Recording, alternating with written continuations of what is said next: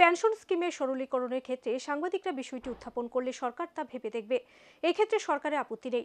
বুধবার বিধানসভায় বিরোধী দলনেতা জিতেন্দ্র চৌধুরী এক প্রশ্নের উত্তরে কথা জানান মুখ্যমন্ত্রী প্রফেসর ডক্টর মানিক সাহা। রাজ্য পুলিশের 150 বছর পূর্তি অনুষ্ঠানে শহীদ পুলিশ কর্মীদের পুরস্কৃত করার বিষয়টি নিয়েও ভেবে দেখা হবে বলে জানান মুখ্যমন্ত্রী। সাংবাদিকদের পেনশন স্কিম আরও সরলীকরণ করার দাবি জানালেন বিরোধী দলনেতা জিতেন্দ্র চৌধুরী। বুধবার বিধানসভায় বিরোধী দলনেতা সংশ্লিষ্ট বিষয়টি উত্থাপন করেন। বিরোধী দলনেতা জানান, সাংবাদিকদের পেনশন স্কিমে যে গাইডলাইন দেওয়া হয়েছে তাতে অধিকাংশ সাংবাদিকদের ক্ষেত্রে স্কিমের সুবিধা পেতে অসুবিধা হচ্ছে। বিষয়টি ভেবে দেখার জন্য মুখ্যমন্ত্রীর নিকট দাবি জানান বিরোধী দলনেতা জিতেন্দ্র চৌধুরী।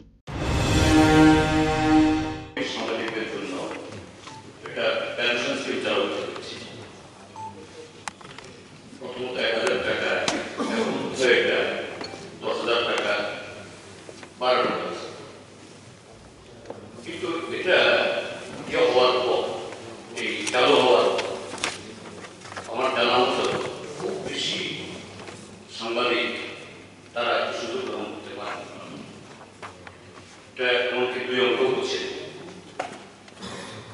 তার কারণ হলো যে যখন এটা হাইক করা হবে তখন এমন কতগুলো কন্ডিশনালিটিস, অর্থাৎ এটার যে এলিজিবিলিটি ক্রাইটেরিয়া করা হয়েছে, বেশিরভাগ এরকম প্রবীণ সাংবাদিক এই সুযোগটা গ্রহণ করতে পারছেন।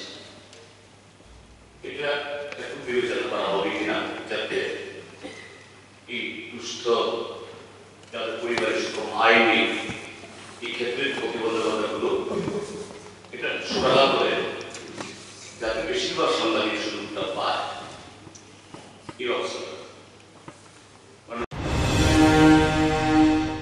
সংশ্লিষ্ট প্রশ্নের উত্তরে মুখ্যমন্ত্রী প্রফেসর ডক্টর মানিক সাহা জানান, এক্ষেত্রে একটি অ্যাডভাইজারি কমিটি গঠন করা হয়েছে। অ্যাডভাইজারি কমিটির সদস্যদের সাথে আলোচনাক্রমে সাংবাদিকদের পেনশন স্কিমের গাইডলাইন তৈরি করা হয়েছিল।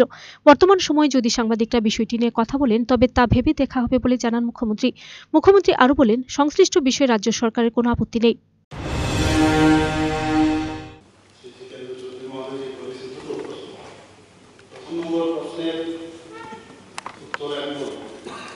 আমরা কিন্তু এর মধ্যে একটা অ্যাডভাইজারি কমিটি, জার্নালিস্টদের একটা অ্যাডভাইজারি কমিটি, প্রায় বেশ সংখ্যক সাংবাদিকদের মোরালেস অলমোস্ট অল তাদেরকে নিয়ে আমরা করেছি। এবং আপনি যে বিষয়টা বলেছেন সেখানে কিন্তু এই প্রশ্নটা সেখানে উত্থাপিত হয়েছিল এবং